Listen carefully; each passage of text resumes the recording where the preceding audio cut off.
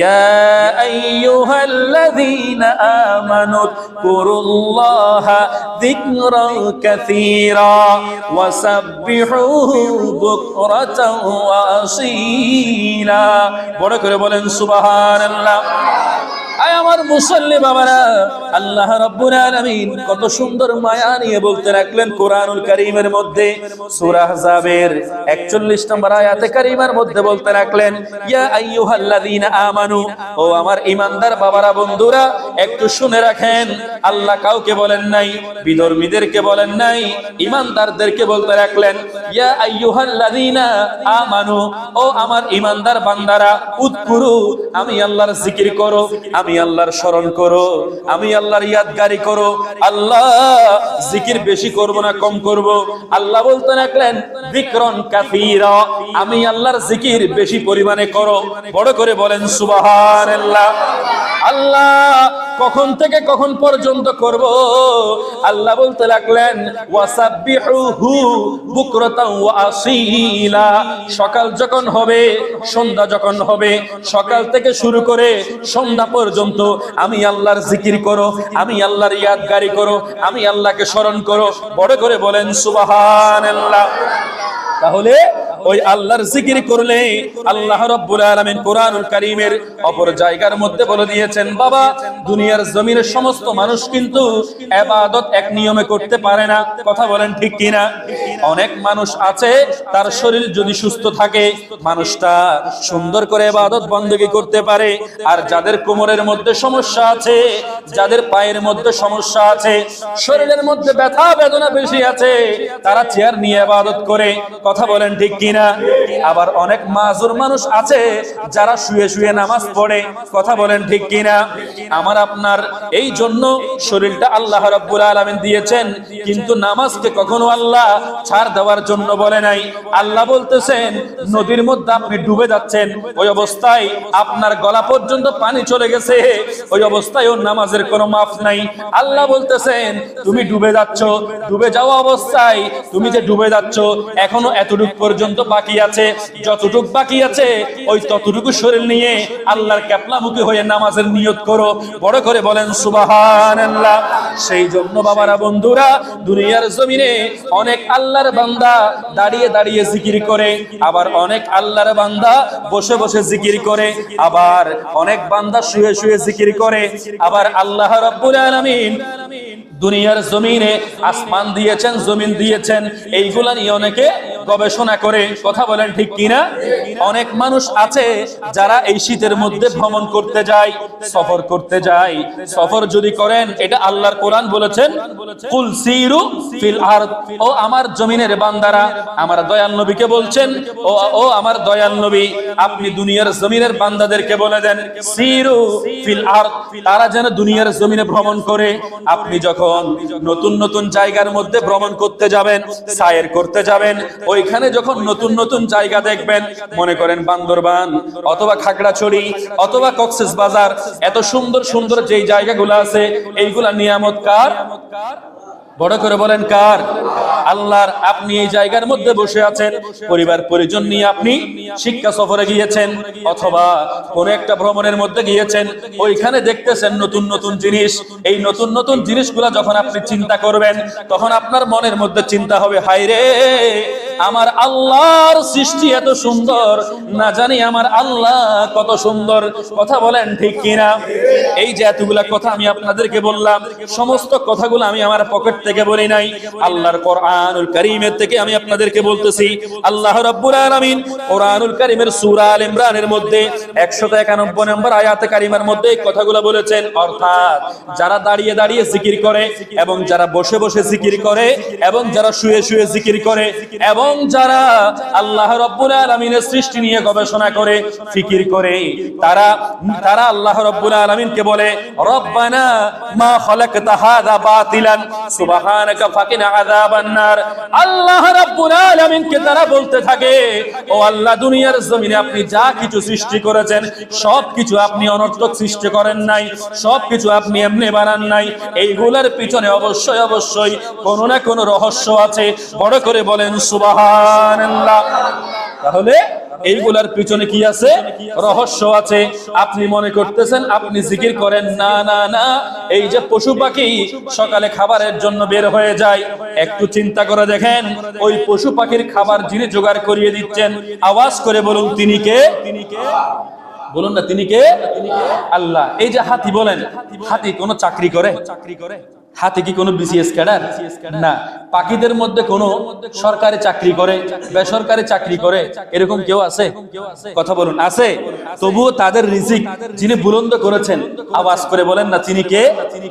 আমরা অনেকেই রিজিকের জন্য বিভিন্ন দিকে হাই হুতাশ করতে থাকি, কিন্তু একটা পাখির রিজিক, এমনকি একটা পিপিলিকা আছে, ছোট একটা পিঁপড়ার রিজিক যিনি বন্টন করে রেখেছেন, আওয়াজ করে বলুন না তিনি কে? আল্লাহ। ওই আল্লাহ রাব্বুল আলামিন আমার আপনার জন্য সবকিছু একেবারে ঠিক করে রেখেছেন। আমাদের কাজটা কি? তালাশ করা, খোঁজা। কারণ দুনিয়ার জমিনে বান্দা যতক্ষণ পর্যন্ত তার নিজের ভাগ্য নিয়ে চেষ্টা করবে না, ততক্ষণ আল্লাহ তার ওই ভাগ্যের মধ্যে আল্লাহ সাহায্য করবে না। কেন? আপনি ঘরের মধ্যে বসে আছেন, আপনি বলতেছেন আমি এই ঘরের মধ্যে বসে আছি, আল্লাহ আমাকে খাওয়াবে, রিজিকে যেটা সেটা খাবো, রিজিকে যেটা সেটা খাবো। না, আপনি ঘরের মধ্যে বসে থাকার পরে আপনার চেষ্টা করতে হবে। আমার কথা নয়, আল্লাহর কোরআনুল কারীমের কথা। আল্লাহ রাব্বুল আলামিন কোরআনুল কারীমের মধ্যে সূরা জুমআর 10 নম্বর আয়াতে কারিমার মধ্যে কত সুন্দর করে বলে দিতে লাগলেন, ফাইযা কুদিয়াতিস সালাহ ফান্তাশিরু ফিল আরদ। বড় করে বলেন, একটু আওয়াজ করে বলেন না সুবহানাল্লাহ। আল্লাহ রাব্বুল আলামিন কত সুন্দর করে বলতে লাগলেন, ফাইযা কুদিয়াতিস সালাত, অর্থাৎ বান্দা দুনিয়ার জমিনে মসজিদের মধ্যে এসে যখন নামাজ পড়বা, ঘরের মধ্যে যখন নামাজ আদায় করবা, ওই নামাজটা শেষ হয়ে যাওয়ার পরে মসজিদের মধ্যে বসে থাকবে না, ঘরের মধ্যে বসে থাকবে না। আল্লাহ কি করব? আল্লাহ রাব্বুল আলামিন বলতে লাগলেন, ফান্তাশিরু ফিল আরদ, অর্থাৎ জমিনের মধ্যে বিচরণ করো, জমিনের মধ্যে খুঁজে খুঁজে দেখো কোন জায়গার মধ্যে আল্লাহর অনুগ্রহ আছে, কোন জায়গার মধ্যে আল্লাহ রিজিক ঢেলে দিয়েছেন, ওই জায়গার মধ্যে তুমি চেষ্টা করতে থাকো। বড় করে বলেন সুবহানাল্লাহ। শুধু তাই নয়, ওয়াবতাগু মিন ফাদলিল্লাহ, কোন জায়গার মধ্যে আল্লাহ আমার আপনার জন্য অনুগ্রহ ঢেলে দিয়েছেন, কোন জায়গার মধ্যে আল্লাহ রিজিক ঢেলে দিয়েছেন, ওই জায়গার মধ্যে তুমি তালাশ করতে থাকো। ওয়াজকুরুল্লাহ, আল্লাহর জিকির করো। আল্লাহ জিকির বেশি করব কিনা কম করব, এই কথা যদি জিজ্ঞেস করি, আল্লাহ বলতে লাগলেন কাসীরা, আমি আল্লাহর জিকির বেশি পরিমাণে করো, আমি আল্লাহর জিকির অধিক পরিমাণে করো। কাসীরা লাআল্লাকুম তুফলিহুন, যদি জিকির বেশি বেশি পরিমাণে করো, তাহলে আমি আল্লাহ তোমাদের জন্য ওই জিকিরের মধ্যেই কল্যাণ রেখেছি। বড় করে বলেন সুবহানাল্লাহ। এই আয়াতে কারিমা থেকে আমি আপনি কি শিখতে পারলাম? কারণ আমরা শুধু শুনবো তাই নয়, শিখার দরকার আছে না নাই? এই যে এত ওয়াজগুলা করলাম, এইগুলা সবগুলার মুর্দা কথা হলো একটা, আমি আপনি যেই জায়গার মধ্যেই থাকি না কেন, ওই জায়গার মধ্যে জিকির করব একজনের। আওয়াজ করে বলুন তিনি কে? বড় করে বলেন না তিনি কে? আল্লাহ বলতে লাগলেন, নামাজ শেষ হয়ে গেছে, আপনি মসজিদের মধ্যে বসে থাকবেন না, ঘরের এক কোনায় গিয়ে বসে থাকবেন না, আপনি এক পাশে গিয়ে বসে থাকবেন না। ফাইযা কুদিয়াতিস সালাত ফান্তাশিরু ফিল আরদ, জমিনের মধ্যে বিচরণ করো। কেন? আল্লাহ বিভিন্ন জায়গার মধ্যে বরকত ঢেলে দিয়েছেন, অনুগ্রহ ঢেলে দিয়েছেন। সেই জন্য কেউ কেউ চাকরি করে, আবার কেউ কেউ ব্যবসা বাণিজ্য করে, আবার কেউ কেউ দোকান দেয়। বিভিন্ন জন বিভিন্ন পেশার মধ্যে আছে না নাই? এই যে বিভিন্ন পেশা থেকে আমি আপনি রিজিক অন্বেষণ করতেছি, এইগুলো সবগুলো কার দয়া? বড় করে বলুন কার দয়া? আল্লাহর দয়া। সেই জন্য আল্লাহর কোরআন বলতেছে, কোরআন যদিও বা পূরণ হতে পারে, কোরআনের কথাগুলো সব সময় মিলবে। কথা বলেন ঠিক কিনা? কারণ এই কোরআন এমন একটা কোরআন যেটা ১৫০০ বছর আগের কোরআন। আমি আপনি ১০০ বছরের আগের পয়সাটাকে অনেকে মূল্যায়ন করি না, হয়তো পয়সাটা জাদুঘরের মধ্যে আছে। একটা পাঞ্জাবি যদি আমি আপনি পরি, এইরকম একটা জুব্বা পরি, সেটা আগামী বছর পরার সময় একটু ভালো করে ধোয়ার চেষ্টা করব, কিন্তু আল্লাহর কোরআন সব সময় নতুন। বড় করে বলেন না সুবহানাল্লাহ। এই কোরআনকে কখনো ধ্বংস করা যাবে না। কেন? এই কোরআনকে জিকিয়ে রাখার জন্য, কোরআনকে বাঁচিয়ে রাখার জন্য হাফেজ সাহেবরা আছে না নাই? আপনাদের পাশে মাদ্রাসা আছে না নাই? এই কোরআন এমন ঘটনা আছে, সম্পূর্ণ ঘর পুড়ে গেছে, কিন্তু ঘরের থাকের মধ্যে এক জায়গার মধ্যে কোরআন আছে, ওই কোরআনটা পুড়ে নাই। এরকম ঘটনা আছে না নাই? বড় করে বলেন আছে না নাই? সেই জন্য আমাদের কোন মুসলমান না, একজন হিন্দু বলতে লাগলেন, আরে আগুন লেগে পোড়ানো হয়, যদি আগুন লেগে পুড়ে যায় পৃথিবীর সব বইয়ের দোকান, তবু বিশ্ব থেকে হারাবে না পবিত্র কোরআন।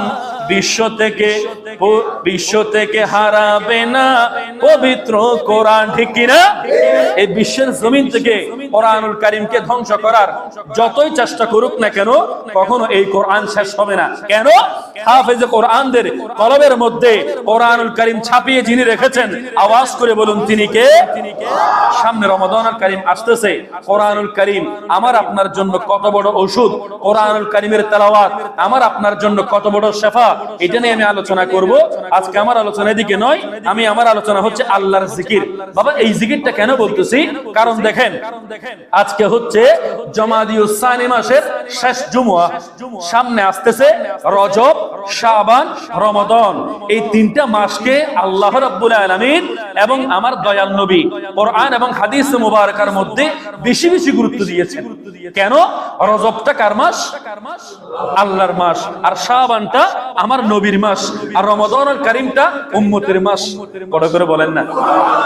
এই তিনটা মাস আমি আপনি যদি গুরুত্ব দিয়ে ইবাদত বندگی করতে পারি, রমাদানুল কারীমের মধ্যে যদি এই ইবাদত বندگی করার মাধ্যমে আল্লাহর কাছে গুনাহ মাফ করাইতে পারি, তাহলেই তো আমার আপনার জন্য নাজাত।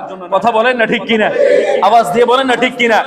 আসুন বাবারা, বন্ধুরা, আমি আপনাদেরকে জিকিরের কথা বলতেছি। অর্থাৎ জিকির আপনি শুয়ে করেন, দাঁড়িয়ে করেন, সমস্যা নাই, আপনি একভাবে করলেই হবে, কিন্তু আমার আপনার জিকির করার দরকার আছে না নাই?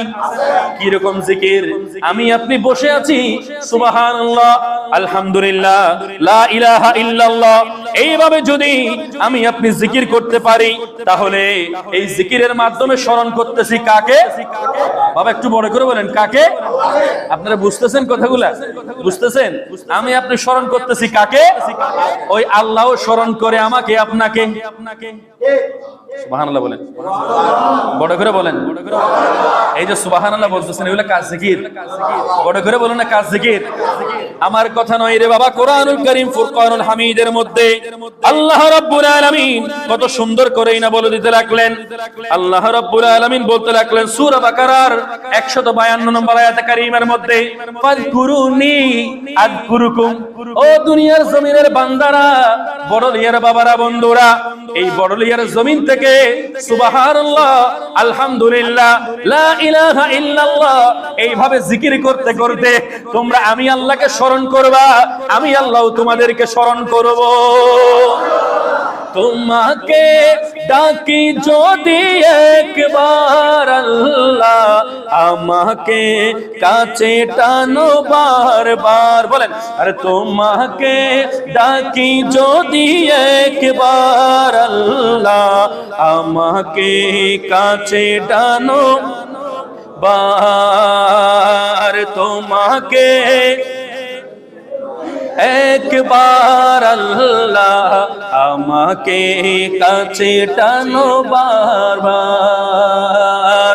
যদি পথ ভুলে যায় আমাকে দিও ঠাই, যদি পথ ভুলে যায় আমাকে দিও ঠাই, দিও দিশা এইটুকু আবদার আল্লাহ, আমাকে কাছে টানো বারবার। তোমাকে ডাকি যদি একবার আল্লাহ, আমাকে কাছে টানো। আরে দুনিয়ার বুকে আমি এক মুসাফির, ঠিক না? আরে দুনিয়ার বুকে আমি এক মুসাফির, বনে যায় প্রতিদিন গুনাহের জাল, স্বপ্নেরা দল বেঁধে রাতে করে ভিড়, আসবে কি কাঙ্ক্ষিত সোনালি সকাল, হয়ে গেলে পেরেশান ও আমার রহমান, জিকিরেতে করে দিও একাকার আল্লাহ, আমাকে কাছে টানো তোমাকে ডাকি যদি একবার আল্লাহ, আমাকে কাছে টানো। সালাতুনিয়া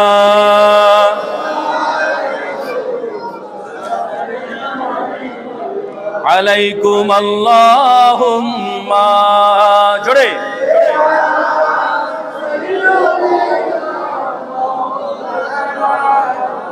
ওয়া আলা আলিহি।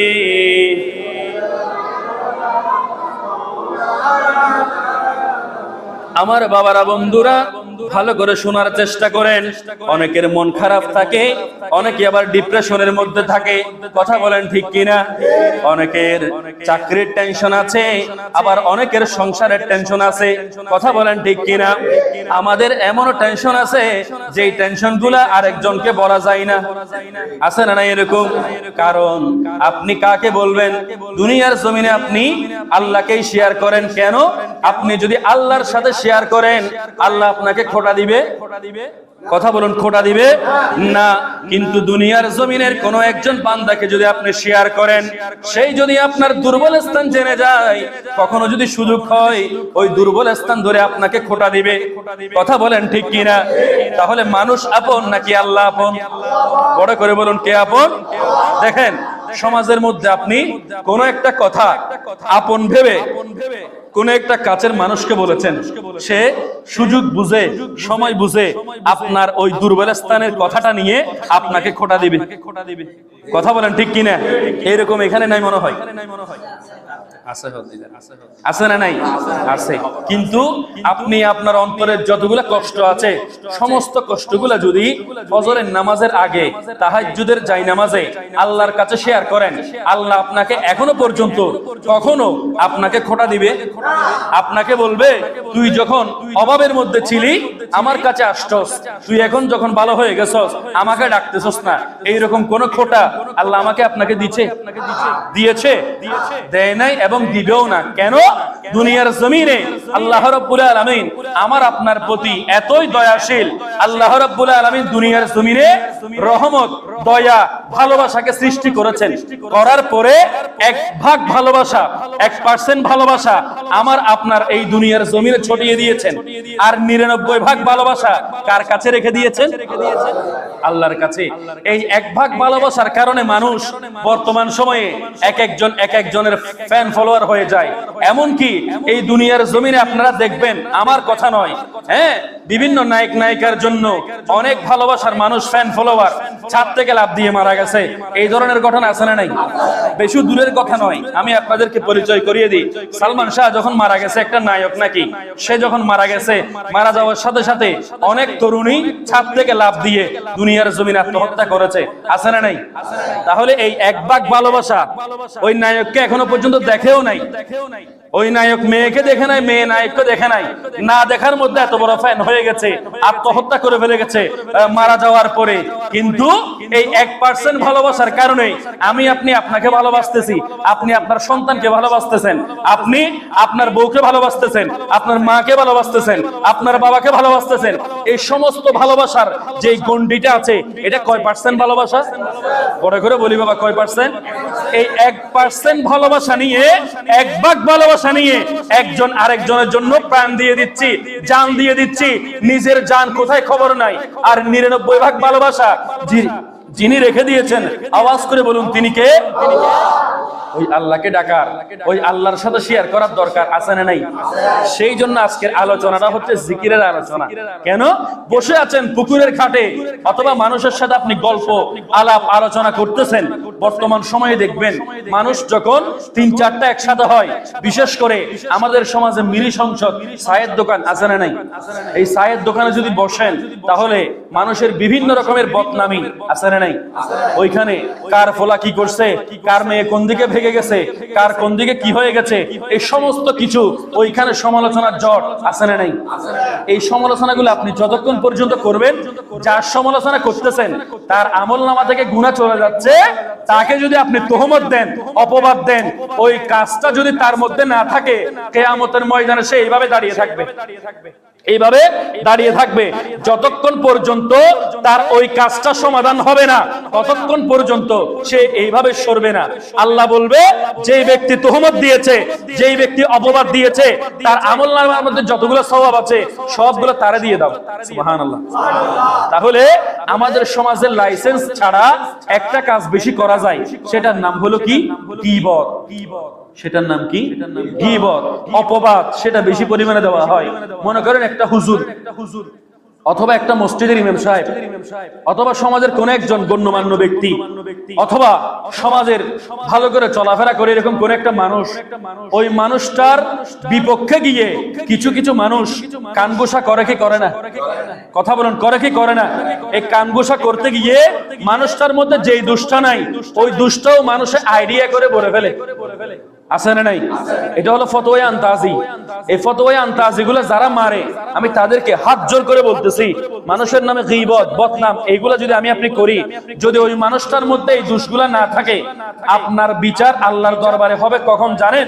সে এইভাবে দাঁড়িয়ে থাকবে যতক্ষণ পর্যন্ত তার ওই বিষয়টা সুরাহা হবে না, ওই বিষয়টা বিচার হবে না, ততক্ষণ পর্যন্ত আপনি এক চুল পরিমাণও নাড়াচাড়া করতে পারবেন না কিয়ামতের ময়দানে।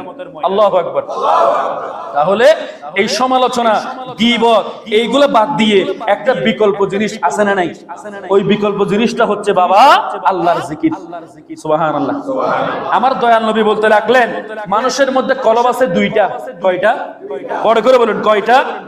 এটা হলো আপনার বুখারী এবং মুসলিম শরীফের মধ্যে হাদিসটা এসেছে, মিশকাত শরীফের মধ্যে আছে। মানুষের কলব অর্থাৎ মানুষের রূহ দুইটা আছে, একটা হলো জিন্দা কলব আর একটা হলো মরা কলব। বড় করে বলেন না সুবহানাল্লাহ।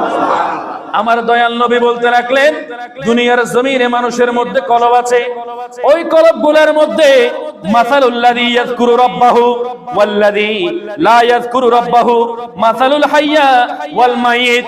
অর্থাৎ যেই কলবটা আল্লাহ রাব্বুল আলামিনের জিকির নিয়ে সব সময় শুধু নিয়ে বিজিয়ে থাকে, অর্থাৎ জবান দিয়ে আল্লাহর জিকির করে, ওই মানুষের কলবটা হলো জিন্দা।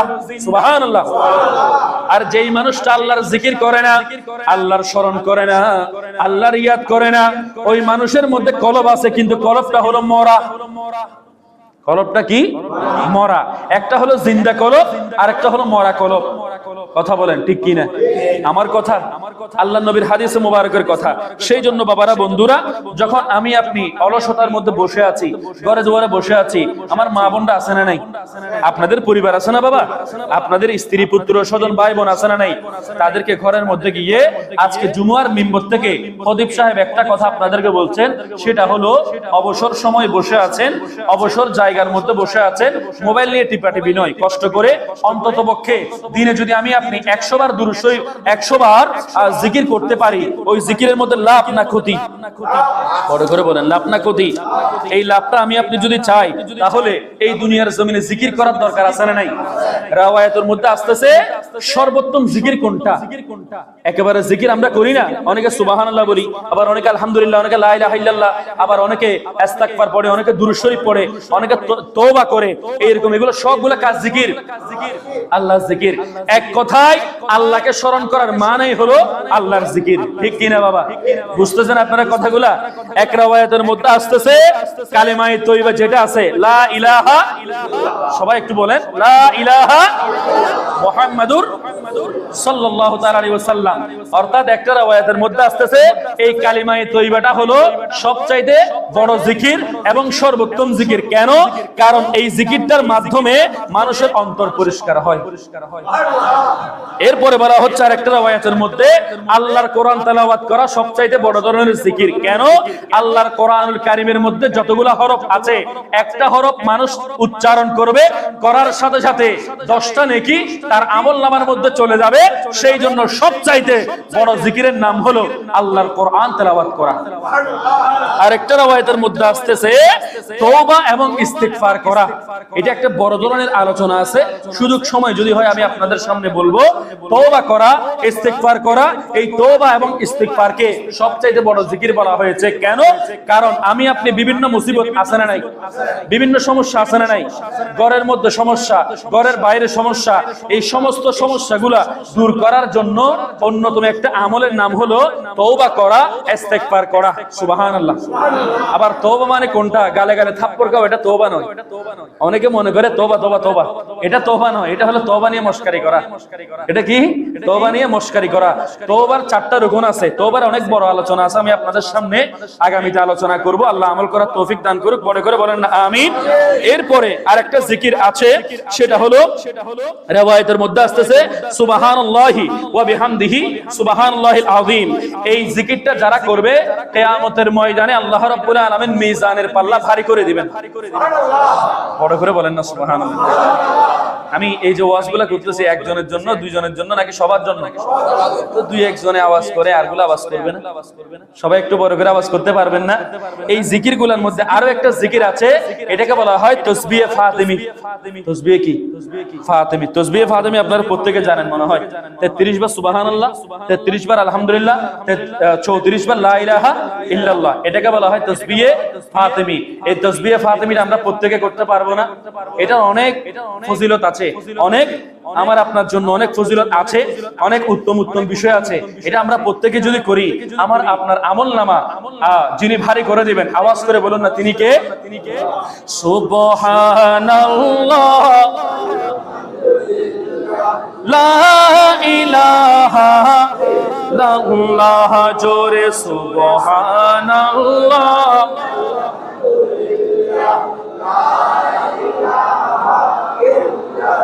বাবা জিকির করলে লাভ না ক্ষতি? কষ্ট হচ্ছে? আল্লাহর কোরআন বলতেছেন আলা বিযিকরিল্লাহি তাতমাইন্নুল কুলুব। আলা মানে জেনে রাখো ও দুনিয়ার মানুষ, বিযিকরিল্লাহি আল্লাহর জিকির করা, আল্লাহর স্মরণ করা, তাতমাইন্নুল কুলুব অন্তরকে প্রশান্ত করে দেয়। অন্তর যখন, আমার আপনার অন্তর যখন ডিপ্রেশনের মধ্যে থাকে, দুশ্চিন্তার মধ্যে থাকে, মানসিক টেনশনের মধ্যে থাকে, ওই টেনশনকে দূর করার জন্য ফার্মেসির ওষুধ নয়, সবচাইতে বড় অ্যান্টিবায়োটিক ওষুধের নাম হলো আল্লাহর জিকির। বড় করে বলেন না সুবহানাল্লাহ। সেই জন্য এই জিকিরের কথা আপনাদের সামনে বললাম। প্রত্যেকে মোহাব্বত নিয়ে জবান খুলে জিকির করতে পারবো না? বড় করে বলুন পারবো না? সামনে পিছে ডানে বামে যারা আছি, আজকে এই জুমআর মেহরাবের মধ্যে থেকে আমি বলতেছি, আপনারা এখানে সবাই মিলেমিশে যদি পড়ি, সওয়াব না গুনাহ? ওই সওয়াবের মধ্যে মুশকিল হয়ে যায়। আর একটু মোহাব্বত নিয়ে বলুন সুবহান, জোরে আলহামদুলিল্লাহ লা ইলাহা ইল্লাল্লাহ, জোরে সুবহান ওয়ালহামদুলিল্লাহ লা ইলাহা ইল্লাল্লাহ, আরো জোরে সুবহানাল্লাহ। মাশাআল্লাহ।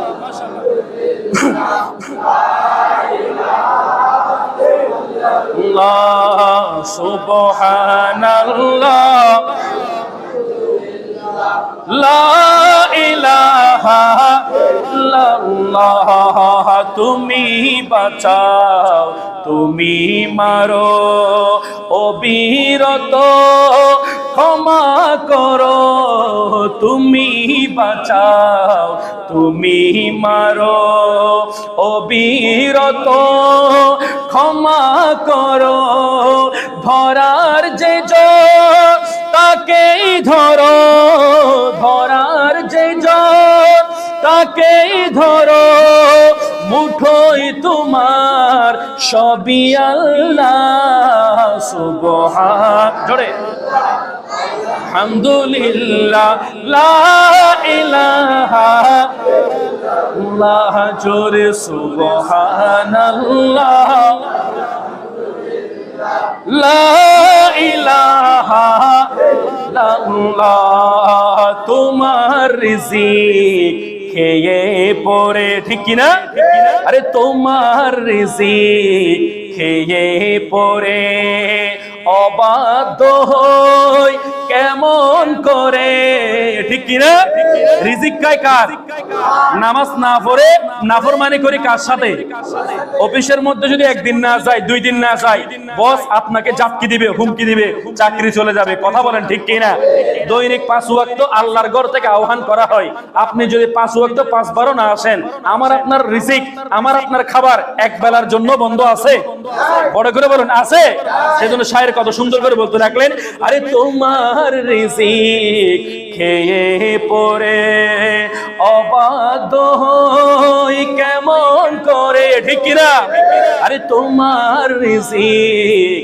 খেয়ে পড়ে অবাধ্য হই কেমন করে খুঁজে না পাই কোন ভাষা শুকর গুজার করার আল্লাহ সুবহান আলহামদুলিল্লাহ লা ইলাহা ইল্লাল্লাহ জোরে সুবহানাল্লাহ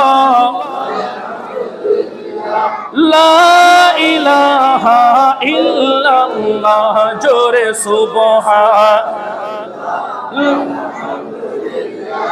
লা ইলাহা ইল্লাল্লাহু মুহাম্মাদুর রাসূলুল্লাহ সাল্লাল্লাহু তাআলা আলাইহি ওয়াসাল্লাম এই জিকিরটা ভালো লাগে নাই প্রত্যেকে করতে পারবেন এই জিকিরটা এই কারণে ভালো লেগেছে কারণ আল্লাহর কোরআন বলতেছেন আলা বিযিকরিল্লাহি তাতমাইন্নুল কুলুব অন্তরের প্রশান্তি আসার অন্যতম ওষুধের নাম হলো আল্লাহর জিকির প্রত্যেকে যে জায়গার মধ্যে আছি ওই জায়গা থেকে জিকির করব কার আল্লাহ আমল করার তৌফিক দান করুক বড় করে বলেন আমিন ওয়া আখিরু দাওয়ানা আলহামদুলিল্লাহি রাব্বিল আলামিন আসসালামু আলাইকুম ওয়া রাহমাতুল্লাহ